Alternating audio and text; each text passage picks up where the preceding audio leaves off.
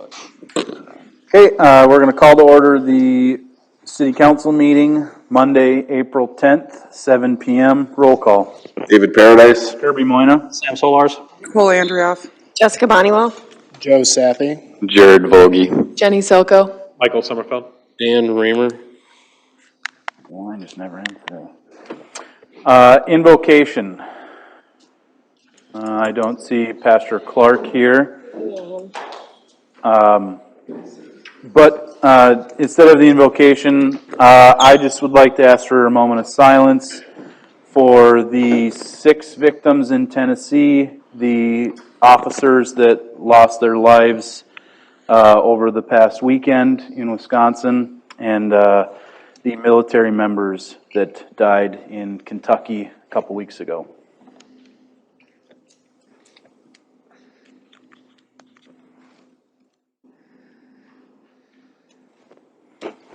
Thank you. Please stand for the Pledge of Allegiance.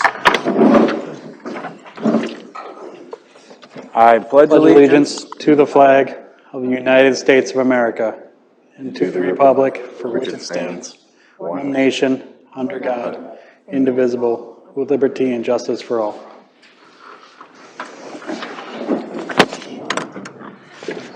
Approval of the agenda. I'll make a motion to approve the agenda. I'll second. Further discussion?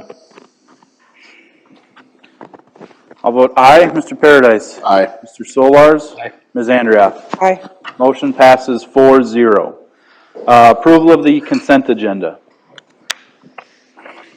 I will make a motion to approve the consent agenda as written. I will second. Further discussion? Ms. Andrioff. Aye. Mr. Solars. Aye. Mr. Paradise. Aye. I'll vote aye. Motion passes 4-0. 2022 audit report, Abdo.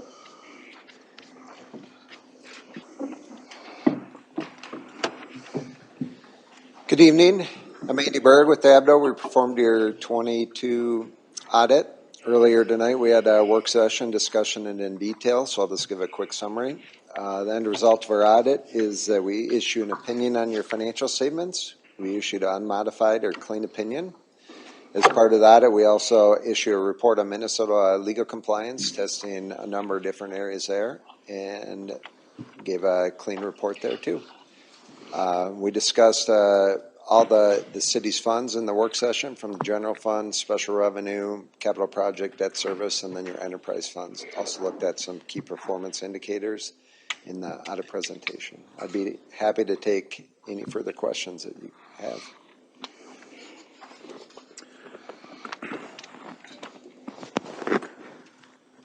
In your opinion, and based on the audit, is the city in good financial? I lost my train of thought. But are we in good financial standing and able to take on any more projects? That's kind of a big question. So we look at a number of different things. So if we break it down, your general fund sitting really well with a good fund balance. You have a capital project fund with some internally assigned money for future projects. And then your enterprise funds, we looked at some of those cash flows, and there's some cash balances in those. So it really depends on what project you're looking at, and important to plan for those going forward to maintain the financial condition of the city.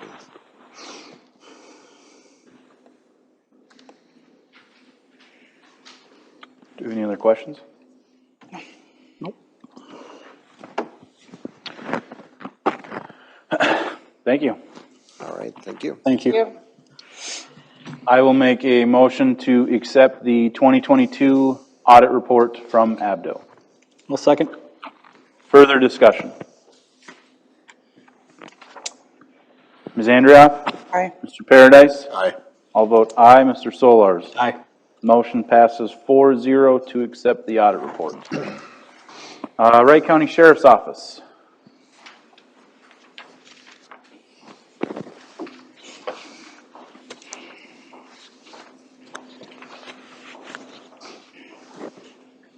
The only question I would have for you, Kevin, would be if there's any patterns that are going on? No known patterns, but with the warm weather, just a reminder to keep your car doors locked, garage doors shut, valuables out of your cars, keep your garage door openers out of your cars if you can. We always see an uptick of thefts from vehicles and motor vehicle tampering when weather starts getting warm, so. Other than that, nothing big to report on the sheriff's office side. Okay, we will move on to the public hearing portion of our meeting. So I will make a motion to open the public hearing and close the regular council meeting I'll second. at 7:05. All right, good evening, Mayor, Council. As you recall, at our February meeting, we called for a public hearing for the wastewater treatment facility plan. Public hearing, the facility plan is a step in the process to qualify for potential funding associated with the project. The report's been prepared, that's in your packet, and I'm gonna turn it over to Jenny, and she's gonna run through a presentation for you. I just have a quick question. We didn't have to vote on that, or do we, to open it? I would vote on to open it, Okay, because we adopted the Roberts rules. Yep. in the meeting. I just wanted to make sure. All in favor of closing the meeting and opening the public hearing? Aye. Aye. Passes 4-0. Now we're official. Perfect. I'm going to stand up. We got a little quick presentation here. I'll try not to bore you too long. But good evening, Mayor and Council and other attendees. My name is Jenny Selko. I work with Bolton & Mink, and we help prepare your wastewater treatment facility plan. The treatment plant is located south of town, as you can see in the map there with the little call out. And this public hearing is a requirement for the MPCA, as Jared had mentioned, for the future funding potential. And so some quick background on the plant on slide 2. Where do you want to hit? It's the bottom right one if you want the full view too. Yep. But so some quick background on the plant. It was originally constructed in 1965. It was some polishing ponds in that location, and then there was significant upgrades in 2002. We added the main lift station, high-intensity aeration ponds, pre-treatment screen, a final clarifier, UV disinfection, some chemical feed systems, and a biosolid storage tank. So this facility is a Class B facility, and it's currently operating at 85%, which is MPCA's threshold to start the planning process for future growth and continued treatment for the community. And this facility serves Montrose, Waverly, and the 12 High Estate Mobile Home Park. And so these communities are expected to continue to grow as we become a suburb of the cities, and we're projecting approximately just under 10,000 people in the next 20 years.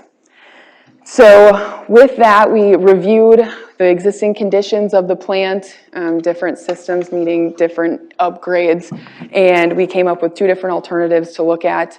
The first alternative being an extended aeration activated sludge plant. This is a tried and true system that will meet all of our treatment needs and would require a couple upgrades throughout the plant, first being the addition of a grit removal system. Grit can be really abrasive on downstream equipment, and so we want to make sure we take that out first, right after the screen. And then a new secondary treatment system would include concrete aeration basins with an anaerobic and anoxic section there, and an additional final clarifier, and then some upgrades to the UV system and chemical feed and the other processes that are on site. And then the solid stream process would also be considered throughout this system. We currently have a storage tank, and so we could add a dewatering system because that biosolids needs to get hauled off site either to another treatment facility, a landfill, or land application. And a dewatering system will reduce the volume of that, of the sludge, and then in turn reduce the amount of trucking costs. And so depending on what we do with that solid system, this would actually stay as a Class B. because we were under 1 million gallons. Obviously, after permitting, that'll tell us for sure, but it is likely that it could stay as a Class B system until the next upgrade, and which is good, because once it goes from Class B to Class A, we can expect an additional $25,000 a year approximately for sampling costs. So with that information, our second option that we looked at was regionalization with the city of Buffalo.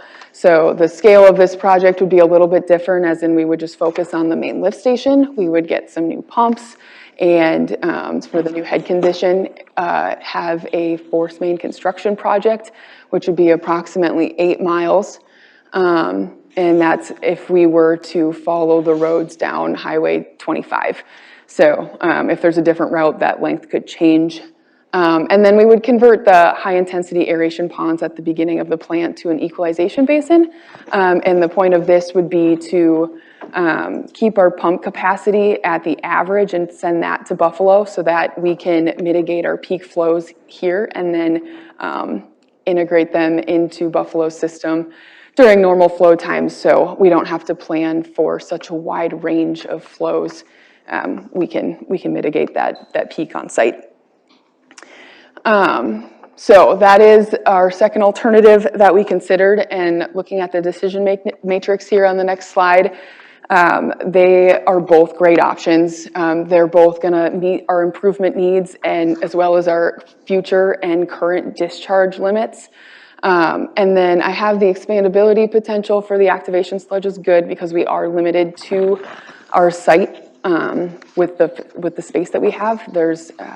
We're pretty well built out around the plant. There's not a lot of room to buy additional land right there. And then I have the regionalization as excellent, because it would just be main lift station upgrades. However, if we were to add additional flow to that main lift station, we would have to get approval through the city of Buffalo. And then the capital costs are a big item to note here. The extended aeration activated sludge is estimated about $22 to $30 million, whereas the main lift station is $8 to $11 million if we were to regionalize with the city of Buffalo. With that, there's other fees and nuances that we'd have to work through in an agreement with the city of Buffalo, probably buy into some debt service, and any future upgrades we would be responsible in contributing based on whatever the agreement is set up as. But that's the capital cost there, and then the operational cost would vary with the agreement depending on where operation starts and stops. Whereas for the extended aeration activated sludge plant, we could expect to see about $50,000 to $150,000 a year on top of what we currently have for operational costs. So with that information, we are recommending regionalizing with the city of Buffalo. Whenever it's possible, the MPCA recommends it if it's feasible. And although 8 miles sounds like a long force main, there are longer force mains out there. And so you can kind of see the location of the two plants there on the top and bottom of the page. And if you follow 25, it's 8 miles. Possibility for some easements in between if we want a more straight shot, depending on who owns what land and whatnot there. And then, as noted, the operational and financial commitment for the extended aeration system can be quite the undertaking. So with that, we've got an implementation schedule here for the improvements. We got the facility plan and the project priority list application submitted in March. And if we choose to pursue this, we will go through regionalization discussions with the city of Buffalo, and depending on how long that takes, the rest of the schedule would be adjusted accordingly to complete design and construction of the improvements. So with that, do you guys have any questions? If any members of the public do have any questions, comments, or concerns, please step up to the podium and state your name and address for the record.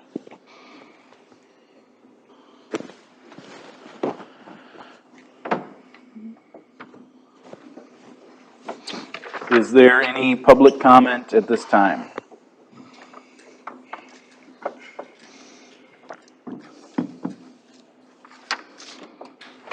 there any public comment at this time?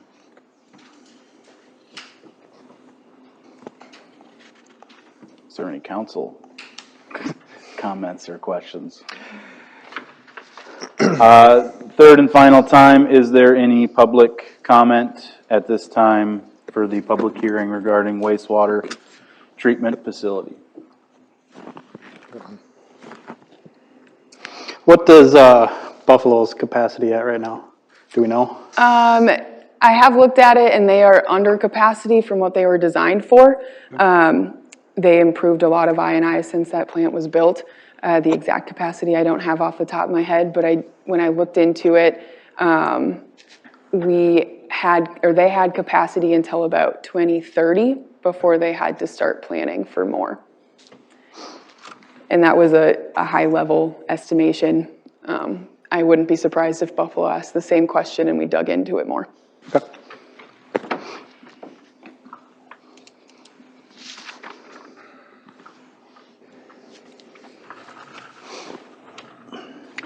After that question, I'll ask one more time as well. Is there any public comment?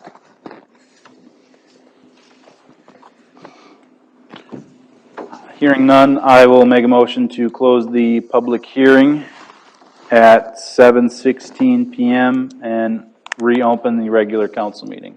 I'll second. All in favor? Aye. Aye.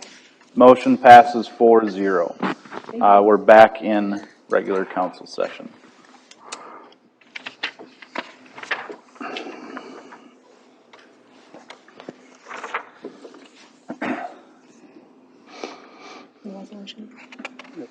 Mayor, council, if there's no further questions for us relative to the facility plan, I'd recommend council adopt the resolution and close it in your packets this evening. What was the operating cost again? If we were to do an extended aeration, Yeah. approximately 50 to 150,000 on top of what you're currently paying. Okay. That's nuts.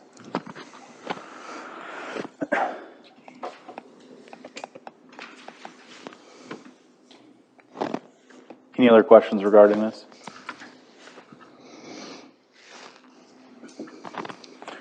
I'll make motion to pass resolution number 2023-07, resolution receiving and accepting the facility report from Bolton and Macon. I will second. Further discussion? Mr. Solars? Aye. Ms. Andrioff? Aye. I'll vote aye. Mr. Paradise? Aye. Resolution passes 4-0.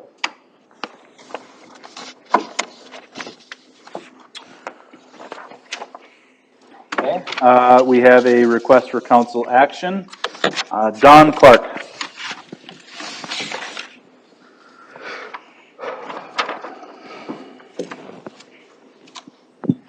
I'm short, sorry.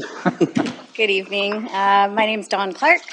No one in Montrose, Buffalo, Greater Minnesota, the U.S. for the most part, knows me as Dawn Clark. However, most everyone knows me as Pep, Coach Pep, or Pep from Pep Island. I recently, in this last fall, opened a food trailer, that I currently have parked at my residence here in Montrose at 111 Hill Street.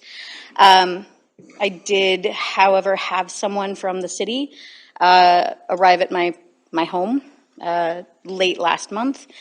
I was taking a shower, so my husband saw them outside, and they advised him that there had been a complaint of some sort. They weren't at liberty to say what the complaint was in full at that time. I later received a letter saying, request time to speak, and that's what I'm here to do after I am able to find out exactly the nature and extent of what the complaint was so that I can speak to it.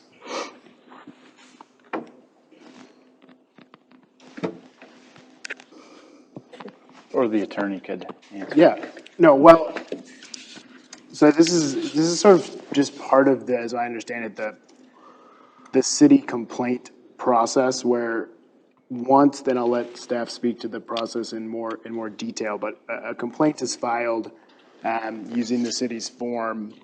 The identity of the complainant is generally kept as confidential based on the Data Practices Act. Okay, that wasn't what I was asking, but that's No, okay. no, I know, no, sorry. I'm just giving kind of a more general overview. Yep. And then once, I believe, a determination has been made by staff, whether or not there's some type of actual sort of code violation, they would follow up with you with maybe more specifics, or, you know, when they're following up on your property, telling you what that is. I wasn't obviously there for any interaction, but sort of that's the general overview of this. I don't know if Jessica has any other sort of, but your question just sort of is specifically, what is the complaint? What is the complaint? I can speak to it if I know what it was. That's why my request for time was as vague as it was, because I didn't want to make assumptions and waste anyone's time, because it's beautiful outside. No one wants to be sitting inside longer than they have to tonight. True. The complaint was that a commercial food service vehicle was parked in a residential area. Okay, So, Yeah, so, and then, sorry, yeah, I can speak to the rest of it. You know, the city code is currently written, and this is more towards the council, and that's why I'll be speaking to them and not to you directly. The way that the code is written, and, you know, food trucks or mobile food units, as they're known, are a relatively new kind of occurrence in cities, and by relative, I mean, cities are about 100 years old. These have been around for like 5 or 6, maybe longer. You can correct me on that if I'm wrong. But the code, when it was adopted, didn't sort of anticipate this type of vehicle, I'll use for lack of a better term, being parked in sort of residential areas. As I read the code, and as the code enforcement officials have read the code, there is enough of a gray area that enforcement could be difficult if you were to try to determine there were a violation. When it comes to these types of situations where there is a gray area, my advice to council is to clarify the code so that there is less question. If, you know, one way you could do it either way is just sort of addressing, adding something about mobile phone, that's even older, mobile food units in the code, and specifically sort of parking. Adding something pretty simple, whichever way you want it to go, allowed, not allowed. That's a pretty easy change that would clarify this situation, and any situation in the future that could arise that's similar. So you have the discretion to do that. You, as the city council, have the ability to decide how that zoning code works, and then also how you, as the city, want to spend the resources you have on enforcement, and clarifying will reduce the amount of resources you have to use on enforcement. So the complaint was that there was a mobile food truck or vehicle parked in a residential driveway, and currently the code does not read in a way that does not allow that. The code is, when looking at, you know, this city's code and other cities' codes, the Montrose Code is A little outdated. well, I wouldn't say it's more outdated than anywhere else. I'm not going to put that on you all, but it's comparatively specific. Like, you know, when the code was being drafted and developed, it seems that there was potentially a desire to try and address specific problems by making definitions of things, such as home occupation, very specific, which then sort of impacted other parts of the code, maybe unintentionally, specifically talking about this home occupations bit, which I'm not claiming is what you're doing at all, but I did review it as part of looking at this. So I think an update to sort of some of the general definitions, and then, or just specifically addressing this situation where you would, because, you know, there's lots of things about sort of recreational vehicles or specific types of commercial vehicles, such as backloaders, excavation, construction, and a mobile food unit doesn't fit into really any of the definitions that currently exist, and is likely not, you know, huge to then become a There's a couple different definitions, but there's a recreational vehicle definition, and then there's a semi-trailer definition, and then there's just a large vehicle kind of area that's just like 22 feet by 8 feet definition. So there's a lot of the Venn diagram, but the mobile food unit doesn't quite fall within those. So you have the ability to clarify that, which is my recommendation. One of the issues in the complaint was that when the food trailer is hooked up to the vehicle that tows it, the vehicle that tows it is sort of parked over the sidewalk and into the road, and that is a code violation. Just that piece of it. Is that how it's normally parked? Not normally, Okay. no. I will admit that I am human, and there have been a few times over the winter in the sub-zero temperatures when we got home at 11 o'clock or midnight, and the snow from being snow blown and plowed was already sticking out further than the vehicle would have been. Yes, we left it hooked up for a night, but we were leaving the very next morning. I never left it hooked up for more than a night, especially not if we were going to be unless we were going to be leaving again the very next day. So, yes, my bad. I'm sorry. I left it. I'm human. I own it 100%. I did leave it hooked up probably about a dozen times over the course of the entire, I'll be generous and say 4-month winter. We all know it was more like a 6-month winter, but Don't jinx it. I'm being nice to Minnesota. I'm not from Minnesota, so I'm trying. Fair enough. Yeah, I'll own it. I 100% left it hooked up probably about a dozen times over the course of the entire winter. I didn't see as much of an issue with it, except one, since it was very infrequent, but two, also because we're very, very, very ardent about plowing or snow blowing or shoveling our sidewalk, but a large number of people in our neighborhood are not. And I don't ever complain about the people in my neighborhood that don't shovel their walkways, their sidewalks. And I go for walks every day, 1, 2, 3, and I just got used to walking on the road, so I didn't really want to complain because I don't know what anybody's going through in their life. Somebody might have lost somebody, so shoveling their sidewalk is the last thing on their mind. I don't know. So I figure if it's not hurting me to have to walk on the street 12 days out of 6 months, it probably didn't bother anybody else when we were parked there for 8 hours. But it is not hooked up currently. It will not be hooked up moving forward overnight at all. Has not been an issue in any of the warm weather at all. Especially, again, like I said, not many people other than myself are stupid enough to go for walks in sub-zero temperatures here. So it didn't seem like it was affecting too many people. And I'm outside on a walk often enough that I would hope someone would see me and say, there's the crazy redhead that walks around and has the tie-dye trailer. So they could walk up to me and say, hey, can you unhook your blah, blah, blah trailer? I'd perfectly be happy to do that. But if that's the complaint, like I said, that portion has already been rectified. We did only purchase our house about 1.5 years ago. Since purchasing our house, we requested a permit from the city, widened and extended our driveway to accommodate the trailer that I was planning to buy from someone else here in Montrose that had it parked in their residential property for upwards of 10 years before I bought it from him.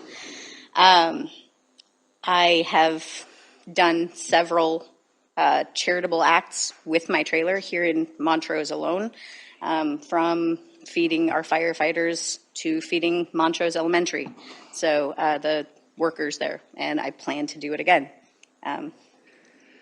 If I have to park elsewhere, it's going to be a significant financial strain. My business is not yet 1 year old, so that may end up being tantamount to putting me out of business. And yeah. I'm not trying to interrupt or change the subject. There was just another point that I wanted to bring up. Thank you. I guess I need to ask you. It's my time. It's always nice having somebody else who refers to themselves as the crazy redhead. So it's although mine's getting more and more brown as the years go on. So part of the complaint, as I understand it, was about operations or operations of the food truck or I was gonna its ask that, I construction. know where you're going with it, I was gonna ask that question. Okay. Do you serve food out of your driveway from your truck? Absolutely not. I think that answers what you were bringing up then, right? Is Yeah, well, that where you were going with that? yes, that's where I was going with that, and that even, if it were a sale out of the driveway, that could be something that we would look at, but the operations, of the truck, I guess itself and its sort of component parts are not something that's licensed by the city or would be necessarily regulated by the city. I guess actions of the food truck owner that, if they were, selling out of their home or something, that would then fall under our purview, but how the food truck operates otherwise generally wouldn't. And as I mentioned earlier with the home occupation sort of definitions, even some, minor things that would be going on at the house would not even qualify under the code's definition, so. No, if anyone made any claim to anything being served out of the food trailer on my premises, that's an absolute fallacy. Not to be a meanie and call anybody a liar, but they're a liar, sorry. But no, I have at more than one time, because unfortunately Montrose has had a number of, Montrose has had a number of power outages, as we're all aware of. I have at one time mentioned to a number of the firefighters that I know, again, from going on my many, many walks, that should we ever have a long-lasting outage, I would put on something like one of the Montrose, uncensored Montrose community Facebook page, hey, Pep Island has food. If you're afraid of opening your refrigerator, stop by. We'll give you something to get through the night. So I certainly hope if you were doing something like that, somebody wouldn't complain that you were offering to help everybody in the community. I would hope, but, there is always that chance. So, but yeah, I have never operated out of my premises, out of my driveway. I am a nationally certified food service manager. I wouldn't risk that to operate out of my driveway like a lemonade stand. So, based on the claim of parking in the driveway, if it's vague enough that there's nothing against it, I would like to see us clarify to allow these food trucks to be parked in driveways as long as they're not parked on the grass, of course, with our parking ordinance, parked on sidewalks, so on and so forth.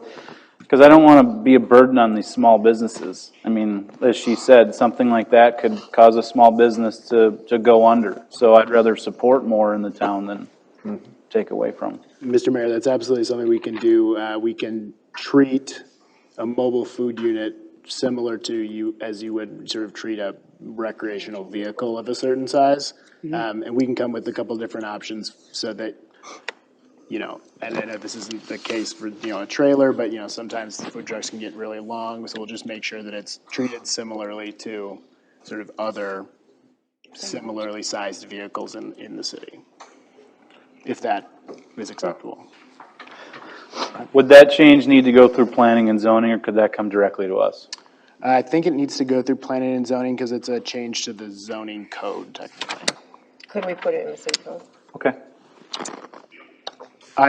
You could, but what I'm hearing is we don't want to, have any additional kind of license or permit. It would simply be clarifying the zoning code to, avoid any speculation whether or not this is or isn't allowed. Want to make a motion to say that? Just to. Yeah, feel free. Yeah, absolutely. To direct staff Yep. to do this change. Yeah, to Mr. Mayor. start on this change. Yeah, I think it would be, as Jessica just said. I'll make a motion to clarify the zoning code for parking of a food truck on private property, I'll second. clarifying to allow it. I'll second. Further discussion. Go ahead. Nope, you first. I was just gonna get to the part about operations. Is there anything that we need to clarify in there? Like, let's just say you're prepping for the day. Do we need to clarify that so that that's not an issue moving forward, just in case? So oh, sorry. May I? It would be helpful if that is the sort of thing, because the Minnesota state law is that all prepping does have to happen on the mobile food unit, whatever the case may be, whether it's a trailer, whether it's a food truck. The prepping does have to happen on the vehicle. So even though it's parked in my driveway, that has been the case where, not in the winter because it's cold, I haven't opened the windows, but I am out there and the lights are on and I have translucent windows so you can see that someone's wandering around inside. But it's because I'm in there cooking and cleaning. But But if she's not serving out of it, that prepping is not an issue?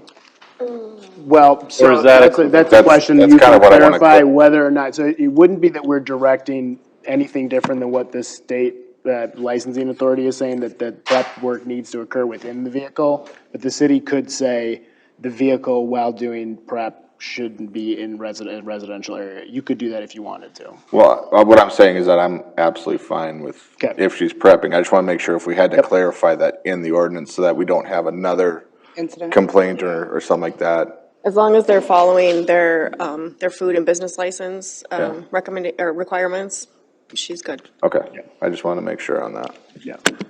We might update that. I might recommend update. We'll bring it as part of the full package, updating the home occupations definition anyway. Okay. And then we could make sure that this is looped in the way that you've indicated. Oh, I can go now? Yeah, please. Just kidding. Like I think most of it was stated before, I mean, we're not going to code enforce people out of town.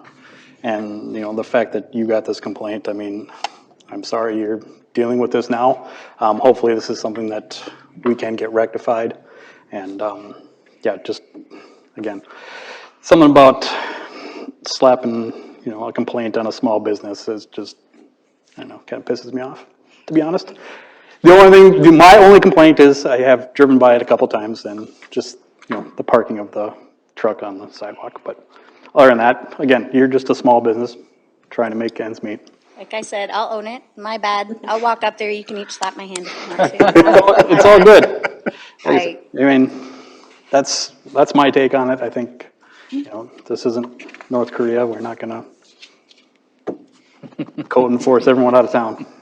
So, Like I said, we did specifically actually apply for the driveway permit to widen and make the driveway as accessible for that as humanly possible. Our house, the way it's built, as close as it is to the property line, doesn't allow us to park it behind the house line, but it does allow us to park it as close to the property line and as far off the sidewalk, so it doesn't crest the sidewalk in any way, shape, or form.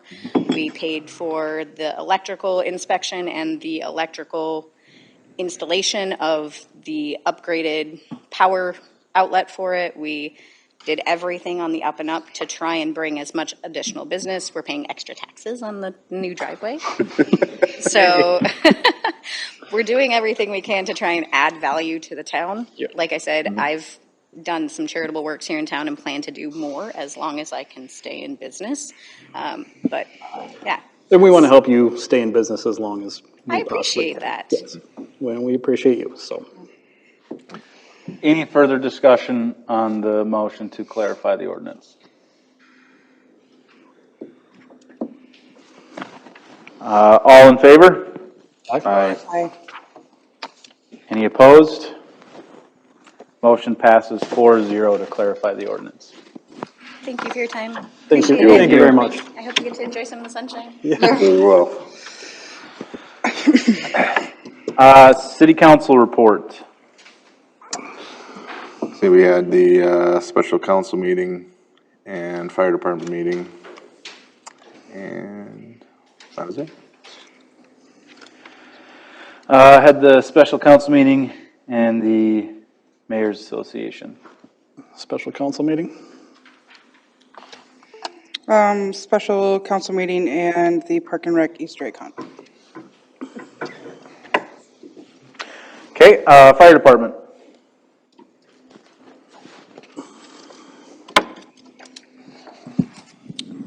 Good evening, Mayor and Council. In your packet is the March activity report. Nothing too big to mention, just a couple of acknowledgements. Customized fire rescue training, they supplied burn instructors for our live burn that took place on the 18th of March. We burned down the house over by City Hall. We got 7 good burns out of it, so it was a good day of training for all of our guys.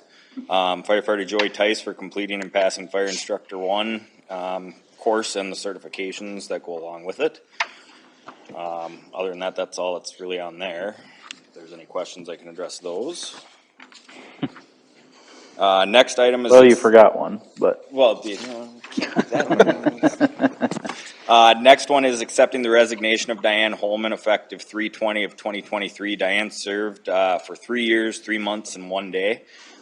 She's going to be a huge loss to the department, just like any person who leaves our department and stuff. But she took it above and beyond. Usually, she was always here, always. So I'd be looking for a motion to accept her resignation.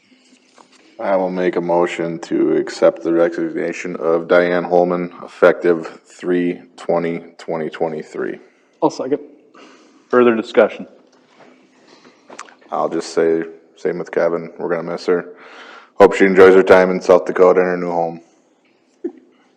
Property taxes. There's that.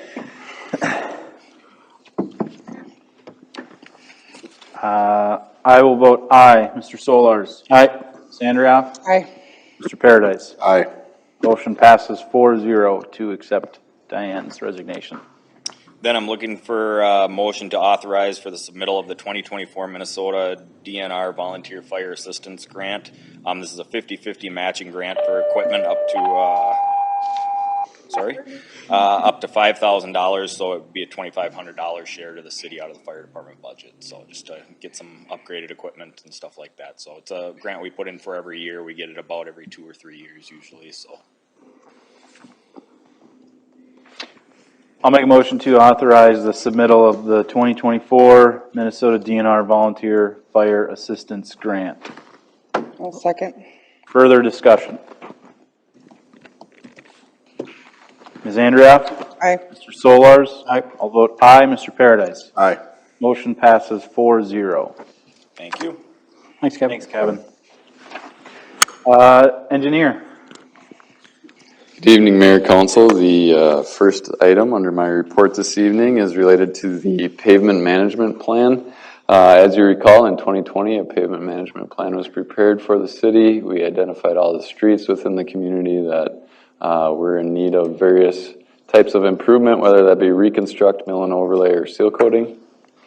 The roadway identified in that plan as of 2020 was Clementa Avenue for a mill and overlay.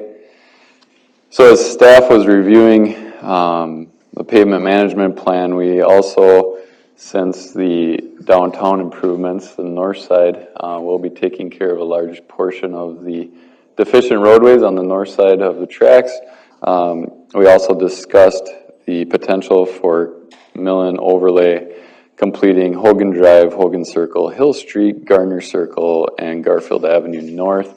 That would really complete all those streets in that area. Although those were planned further out in the plan in 2026. So I have enclosed a couple figures in your packet for you this evening identifying those roadways.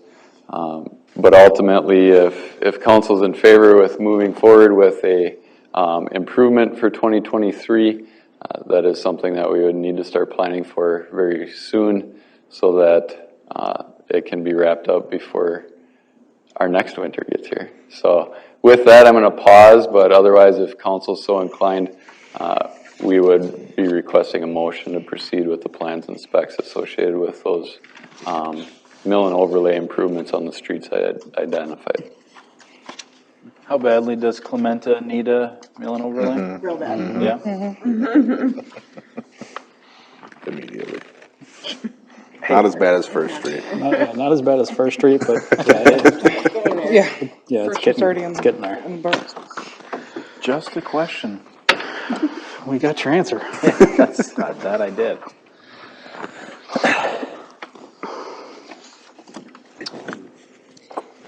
And I don't know if Danny wanted to talk about the smaller side streets that we figure we would fix while we're fixing First Street. I have been driving around on like Hill and Hogan, and yet they are also getting kind of bad as well.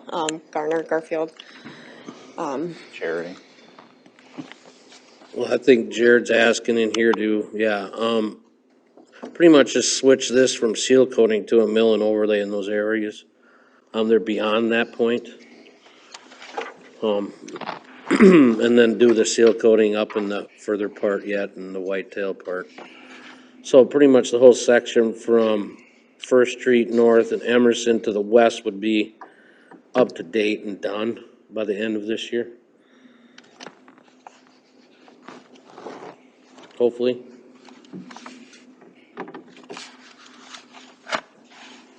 And the other streets are part of the plan yet, but we're jockeying some streets around in there, but this is just what we're looking to ask the council for this year.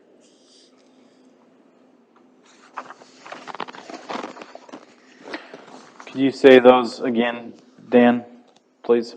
What's that? Could you say those other recommendations again, please?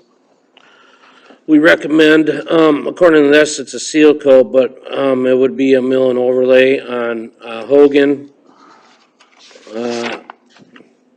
Garner, Hill, and the rest of First Street, which is getting done with the project.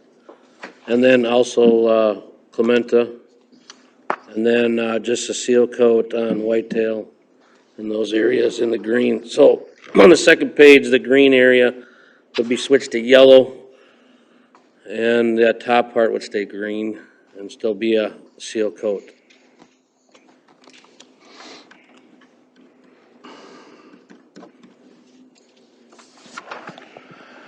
Okay. They have to get done, so. Can you make those changes, Jared? Yeah, so the map was enclosed for reference. My memo outlines the streets that are being proposed to be included as mill and overlay. Okay. Yep. No problem.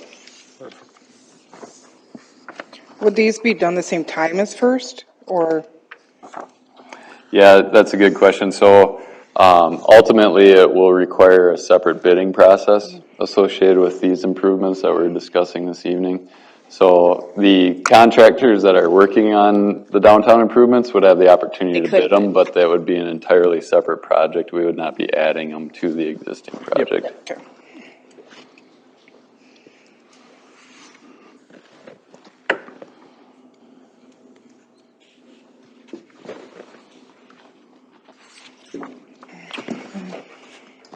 So you're just looking for a motion to accept the pavement management plan recommendations?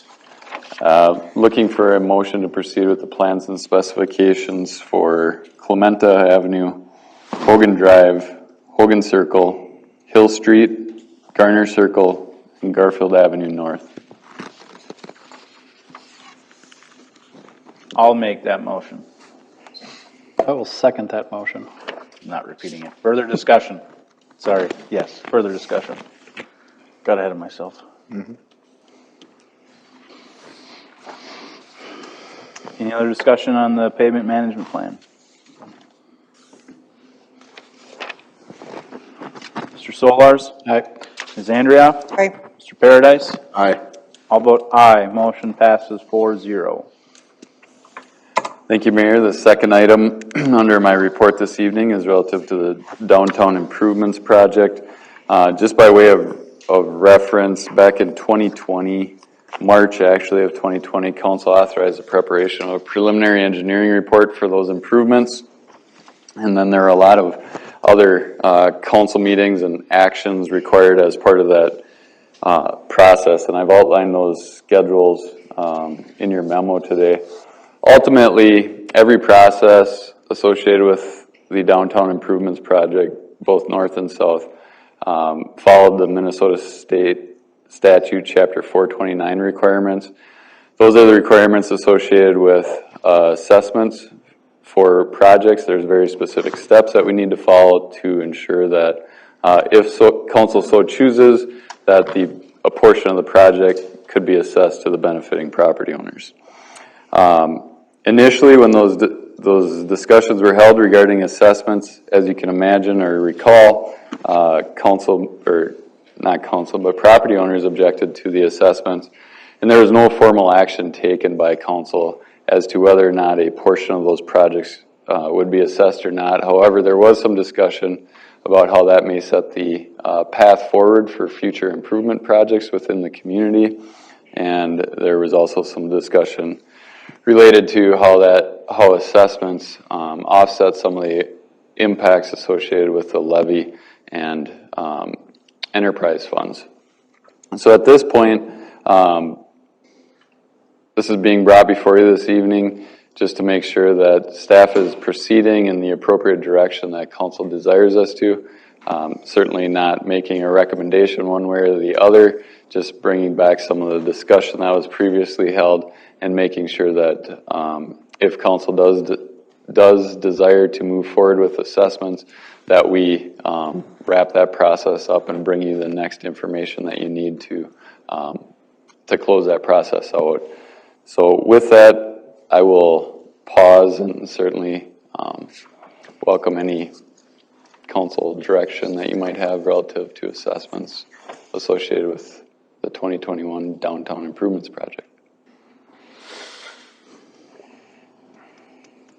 It's up to you guys.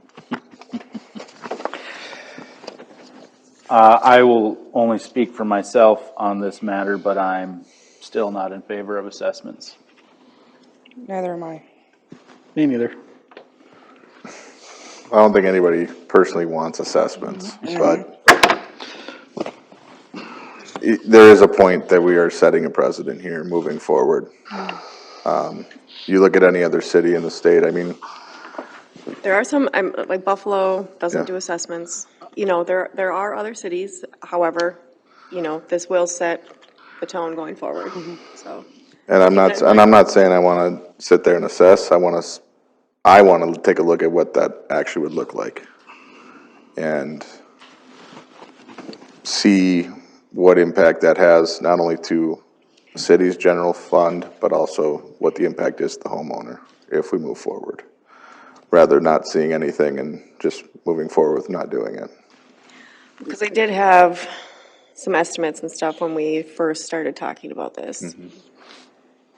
That was what, 2 years ago? That was, I was gonna say it was a while ago.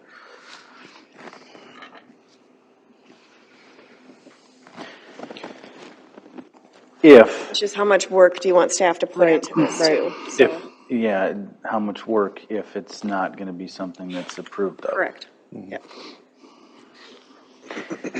If the process were to move forward, it's not committing us to anything, it's just you guys looking into what we would Potentially how much specifically want to assessments would assess be based For on, properties. yeah.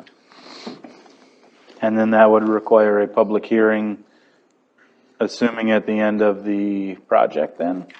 Yeah, so if council does decide to pursue the assessments, each property owner would get mailed notice. It'd be published in the city's official newspaper, and there would be a public hearing held. That's one of the requirements associated with the final assessment process. Then the assessments would be certified to the county, and they would be placed on the property tax statements for taxes payable 2024.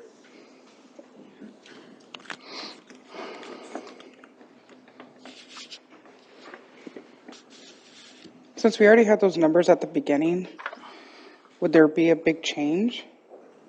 I know there was a couple different change orders or kind of, a little bit, We're but- pretty much on track with the budget as far as the project goes. Yeah, I wouldn't anticipate any large variations based on where the bids came in at and how the project has been progressing in terms of contract amount versus where we're at and from a completion percentage, so. I think she was asking about the estimate that they were given for assessments, if those amounts would change.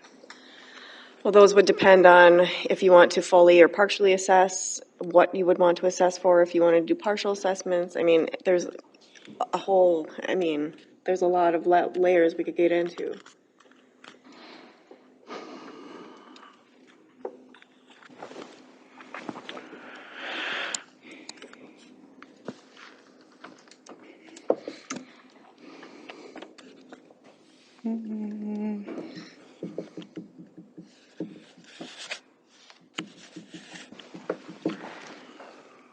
is this a topic that we could table for later discussion when we have a full council?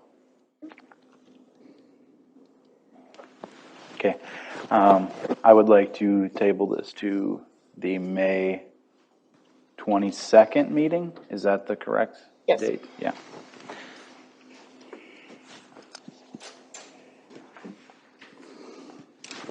Okay.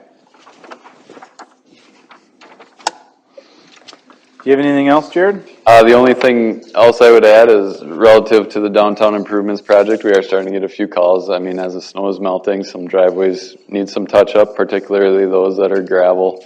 That will all be taken care of as soon as the contractor gets back into town. In terms of schedule associated with that, as soon as we have a solid date, we'll get the project website updated again. I am anticipating, and based on discussions with the contractor, they won't be in until road restrictions are lifted.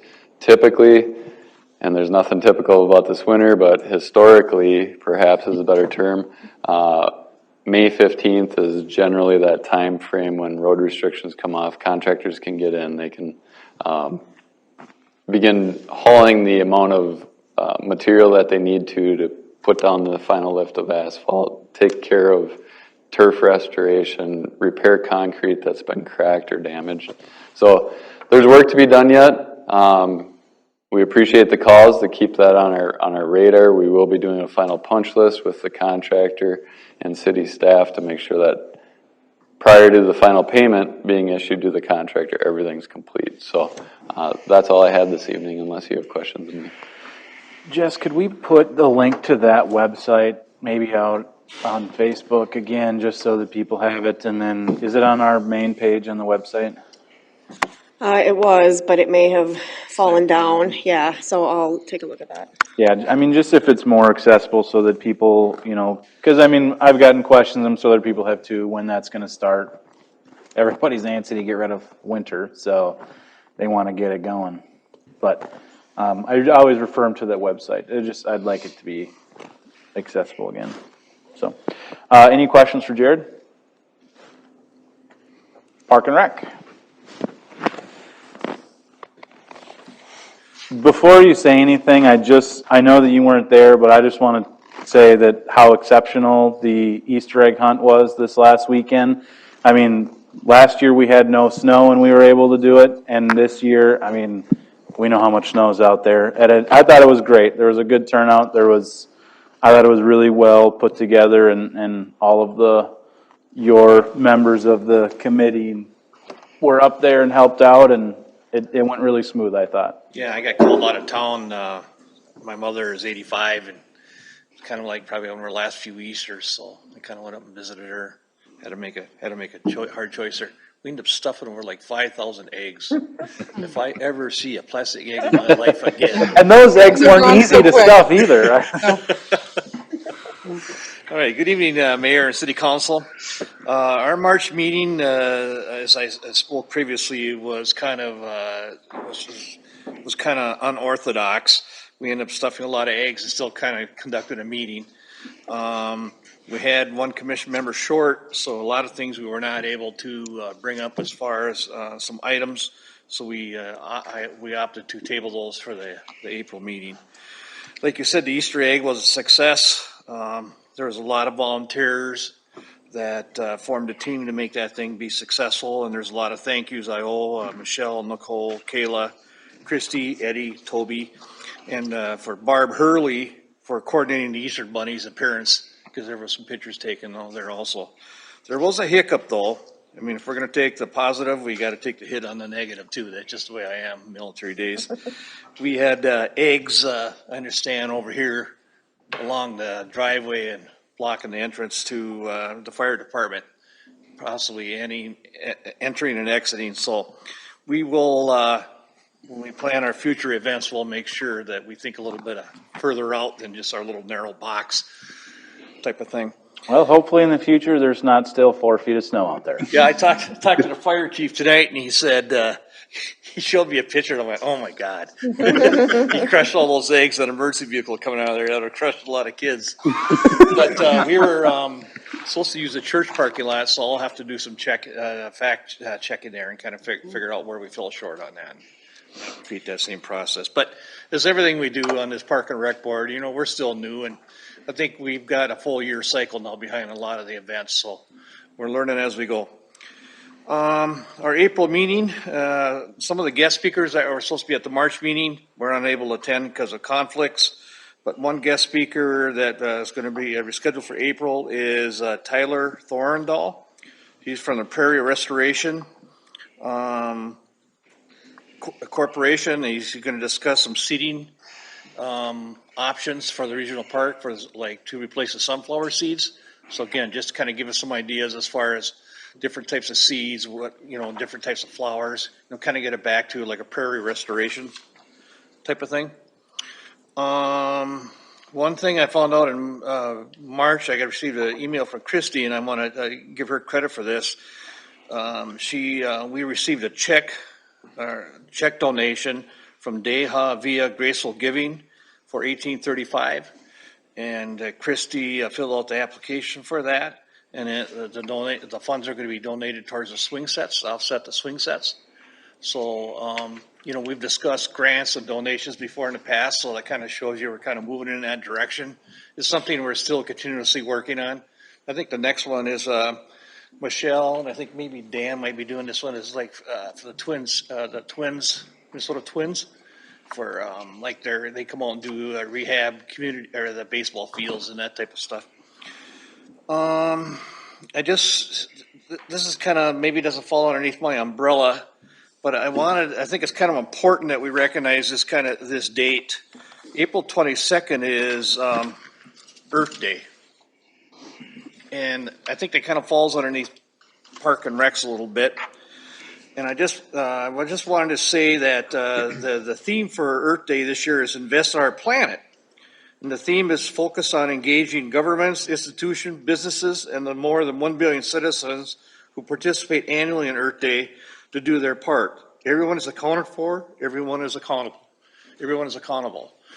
So I'd like to encourage all the citizens of Montrose to try to get out and do something good for the community. Plant a tree, pick up some trash, visit a park, whatever. But do something to recognize this special day. It's worldwide. It's one of the biggest organization volunteers in the world. That's all I have, Mayor. I'm open to any Mayor or Council. I'm open to any questions. Questions for Dwayne? Just want to reiterate, you guys are doing fantastic work, and, it's exactly what we were looking for with this commission. Yeah, We're very happy with it. I'm going to give the accolades to the commission. I just help guide it along. You're doing a great job. Type of deal. So, we have good liaisons from the city council, and it seems like, as we build our reputation in the community, and we get out there. So, all right. Thank you. Thanks, Dwayne. You're doing a great job leading the team there. Public Works? Good evening, Mayor and Council. First item under Public Works is asking motion for approval to hire John Peterson to run the compost site for the 2023 season at $17 an hour, which is a continuation of last year's wages, and the same person who ran it last year.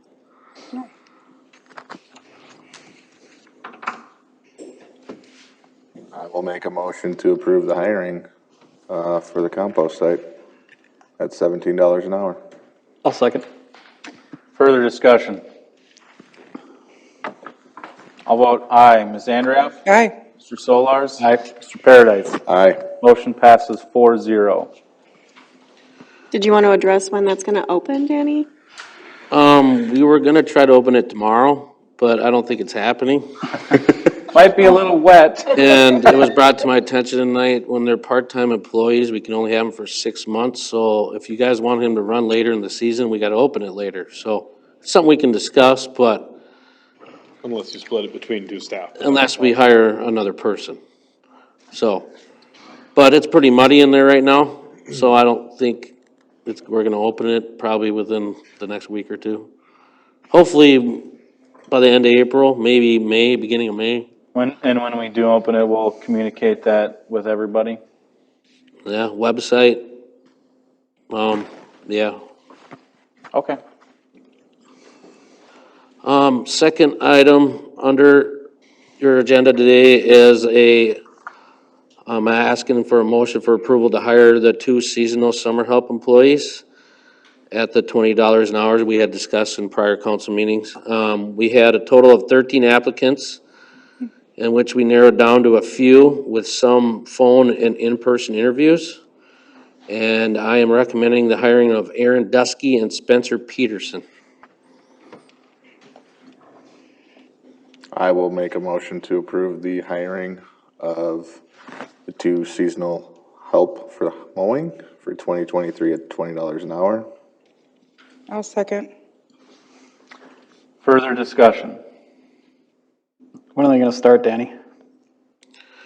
One of them's not gonna be able to start till he's out of college, which I believe is like June Usually college May. is about mid-May. or May, and then the other one's a teacher, so he ain't gonna start till like June. One is leaving earlier than the other. The college kid's going back a little earlier than the teacher, so. Aaron has 2 for sure prior summer help, has helped us 2 prior years with this, so. He's kind of an employee that I don't gotta go and show anything, he's done this before. And he kind of reached out to me and I had him apply, and the other one is a college kid, so. Further discussion? I'll vote aye. Mr. Solars? Aye. Mr. Paradise? Aye. Ms. Andrea? Aye. Motion passes 4-0. Mayor and council, third item under Public Works is, if you look in your packet on page 58, 59, and 60, there's 3 quotes on upgrading an older mower we currently have. And if you looked at the quotes, we are currently trading in that mower to a new one. It's on the trade-in on each one of these pages. They're giving us $8,000 for it. We originally bought it used for $17,000 in 2016. Staff would recommend the cab-on one, which would serve dual-purpose seasons, and later on adding a blower to it, but would like any of these 3 at this time. But Public Works definitely feels the need for a third reliable mower. The mower we're trading in right now, we work on a lot. I think the $8,000 trade-in on this is a decent price. Page 58 is the mower that is a regular front deck, non-four-wheel drive, non-cab. 59 is a non-cab four-wheel drive front deck mower, and 60 is the cab-on four-wheel drive mower that would eventually, I would come to a council meeting asking to buy a blower for, and we'd use it for an additional sidewalk blowing machine. What do we currently have budgeted for a new mower? Mayor and council, this particular swap out for the mower that would be traded in and the additional purchase of new mower was not budgeted for this year. Currently, normally all of our mowers come through our heavy equipment funds from a handful of accounts. Totaling this year remaining is about $20,000. And that budget is also for the maintenance of the current equipment in play. So we wouldn't want to expend the entirety of that by any means. That's going to be used for update maintenance for the rest of the year. But a portion of that could be put in play. Additionally, during our budgeting process late last year, we set aside, with the open question of whether we were going to hire contracted mowing services this year, we had set aside an additional $20,000 in the park fund under contracts. So if we did hire it even for part of the year, a contracted mowing service, that would have been one of the funds identified. We are not hiring contracted mowing service. We are hiring seasonal help, which is budgeted in the wages. So that $20,000 could be transferred budget amendment as the park budget is the primary source that we've drawn for heavy equipment for mowers in the past. About 80% of that budget goes to this. That $20,000 could supplement that currently budgeted $20,000. So even if we spent half of that fund that's currently budgeted and brought in that additional 20,000 that is no longer being spent on contracts, that would afford the middle option. And again, Dan is recommending the higher price option, which is an additional $14,000 on top of that, which would be a cab, so that the equipment could be used in the winter, with an additional snow plow attachment that would be in the future. So that option wouldn't fit within that budget, but it would be up to council to tap into capital improvement funds for that additional expenditure. If we look ahead, seeing that that would be replaced or add on to our snow blowing equipment in the following year, that would be, so that, I guess that would be the decision.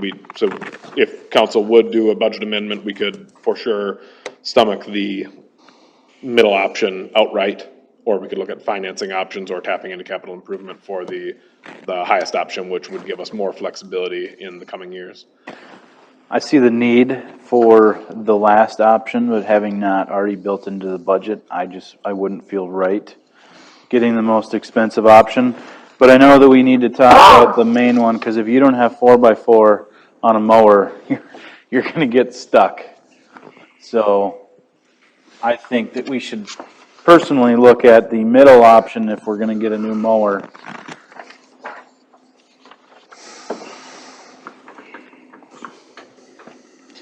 The one we are trading in, by the way, is our only four-wheel drive one also, just to let you know.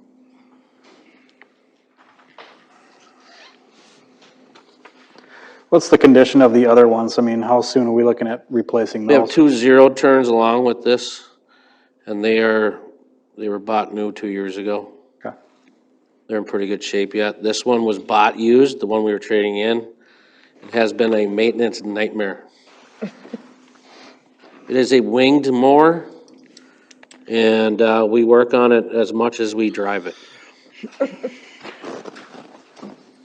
I agree with trading this one in that Dan is talking about, and for sure getting a 4x4 to replace it.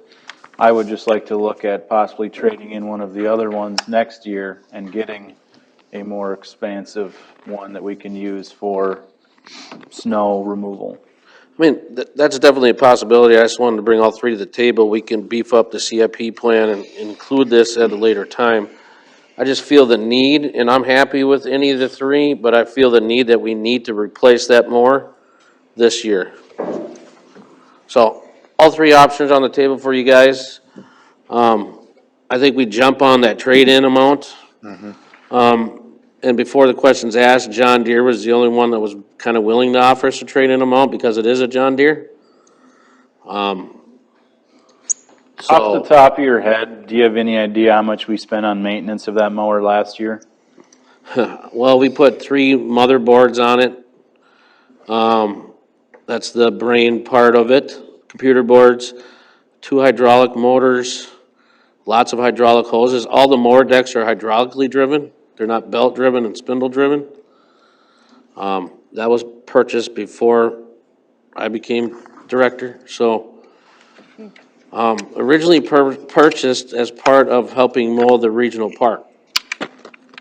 So probably a couple $1,000s in maintenance over the last couple of years?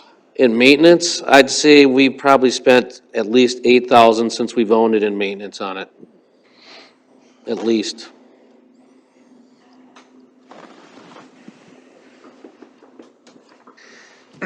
Mayor and council, one more comment about the option if we're looking at a minimum of the middle option versus the more expensive option.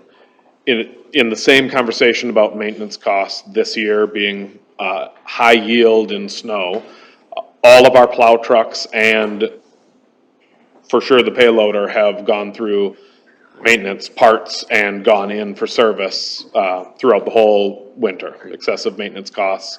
And I know as far as the plows go, we will have new equipment coming in when that chassis is ready. But as far as the snow removal, Public Works has been tasked with additional sidewalks to clear this past winter over the previous. So another comment, just speak in favor of the more expensive option. This price does only include the cab, the idea of just having a climate control cab for operating as a snow blower. It would also require either in the next year or two, buying an additional deck for snow blowing, which would be $10,000. But the decision would have to be made now, but adding a cab, I'm told by Dan, wouldn't be an option later. So a cab would have to be necessarily decided now if this were the machine that's going to operate that. So really what we'd be looking at is about $24,000 on top of that middle option, not on top of the cab on. But so if we're looking at a year or two in the future and we're clearing these sidewalks and the current payloader and options we have for snow removal are fading or need maybe replacement, what could we get to replace this as an option for $24,000 in a year or two? So it might be a bitter pill swallowed now might take care of having sidewalks, city sidewalks go unplowed, which was brought up at least by some residents in this past winter. So just a thought as far as the more expensive option.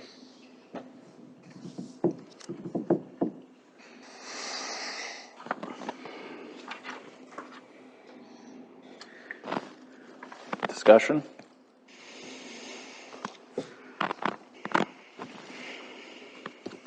Yeah, I mean, I think, obviously I like the 29.8 as a better price option, but we're not just looking at this year, we're looking at years ahead. And especially after the winter that we're still in. That's a lot of snow that they cleared out. Having that third option out there, I think that's something we need to consider. I'd like to reiterate too, when I send the guys out to do sidewalks, the Bobcat cannot fit down 90% of our current sidewalks. It is too big. Our new sidewalks we installed this year are now ADA wide, so the tractors used on a lot of the older areas of town. This will allow us to add another guy to those smaller sidewalks. I think this one will fit down them. But that's later on. I mean, I just want to give you guys a heads up also that, and I'm being totally honest with you, that the blower for this will be a later purchase at $10,000 or more. Because I already priced that out. I just didn't want to include it on this bid right away. We will be looking, kind of what Michael said, for another piece of snow removal equipment one way or another. I think this just kills two birds with one stone. We're able to use it in the summer as a mower, in the winter as a sidewalk or a blower in certain situations. I think most of the time it's going to be used on sidewalks though.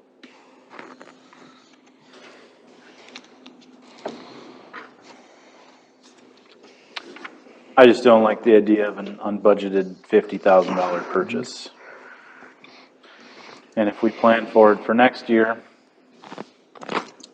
then we could budget for it and plan on trading in one of the other mowers. Correct.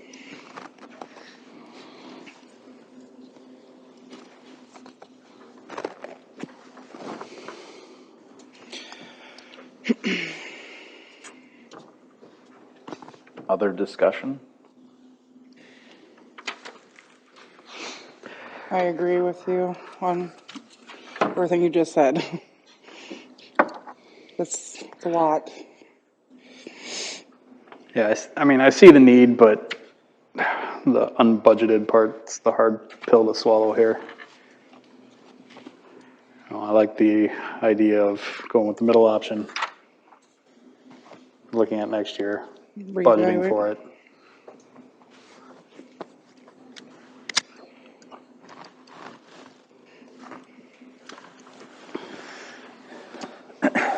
Okay, how do you want that worded then, Jess? Just make a motion to approve the amount for the middle quote there. I'll make a motion to approve the middle option non-cab 4x4 John Deere mower at a price of $29,850. I'll second. Further discussion? Mr. Solars? Aye. Mr. Paradise? Aye. Ms. Andrioff? Aye. I'll vote aye. Motion passes 4-0. No old business. New business, we have open forum form change approval. So the change for the open forum request form would change. We would be adding that an item or an issue that a person is wishing to address, if it's an item that's on the current agenda, that person would be called up during the discussion on that item, so that they could bring up their opposition or concerns with what is being discussed instead of waiting until after the council has made the decision on it.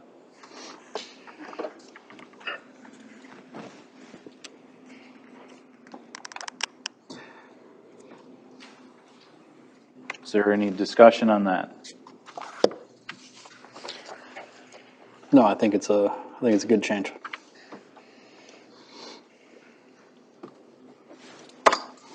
Okay, I will make a motion to approve the changes to the open forum form request. I'll second. Further discussion? I'll vote aye. Mr. Paradise? Aye. Ms. Andrioff? Aye. Mr. Solars? Aye. Motion passes 4-0. Speaking of open forum, I have no open forum requests. Upcoming meetings, Planning and Zoning will have a public hearing on allowing or considering to allow chickens on Wednesday, April 12th, 7 p.m. So whether you're in favor or against, I would show up and give your opinion to the commission. Park and Rec, Thursday, April 13th, 6:30. EDA, Tuesday, April 18th. That'll be at City Hall. The regular city council for next month had to be canceled and rescheduled to a special council meeting on Monday, May 22nd, 7 p.m. due to not having a staff member to run the council meeting here. And then the next Planning and Zoning meeting in May is rescheduled to May 24th, 7 p.m. Acknowledgements. Once again, I will acknowledge former firefighter Diane Holman for 3 years of service. Watched me write it down, didn't you? Again, I know I said it when Park and Rec was up here, I just want to give a big acknowledgement to the Park and Rec Commission and they're putting on the Easter egg hunt. They dealt with the adverse effects of Mother the Nature. climate change in Minnesota. So I thought it went great. And then just a reminder from the Wright County Sheriff's Office to keep your car doors locked and to remove your garage door clickers. Any other acknowledgements or announcements? I'd like to acknowledge Public Works for the winter they had to go through. You guys did a fantastic job. It's really appreciated.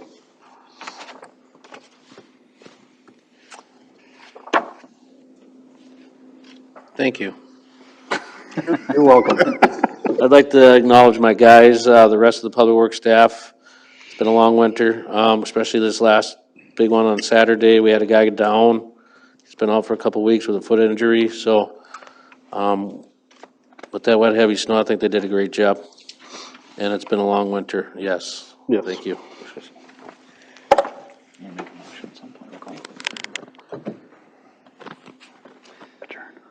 I make a motion to adjourn. I'll second. All in favor? Aye. Aye. Aye. We're adjourned.